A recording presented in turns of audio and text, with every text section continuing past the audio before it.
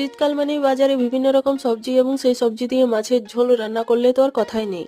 Copy দিয়ে চারাপোনা মাছ রান্না করার জন্য নিয়েছি 250 গ্রাম চারাপোনা মাছ কেটে ধুয়ে নিয়েছি। একটি ফুলকপি মিডিয়াম সাইজের কেটে নিয়েছি। ফুলকপিগুলো লবণ হলুদ দিয়ে সেদ্ধ করে জল ফেলে দেবো। মশলা তৈরি করে নেব। এর জন্য লাগবে 1 চামচ গোটা জিরে, একটি মিডিয়াম সাইজের পেঁয়াজের টুকরো, কয়েক টুকরো আদা, 7-8 কোয়া রসুন এবং 2টি কাঁচা লঙ্কা একসাথে পেস্ট করে নেব। লবণ হলুদ মাখিয়ে গরম তেলে মাছগুলো উল্টে পাল্টে ভেজে নেব।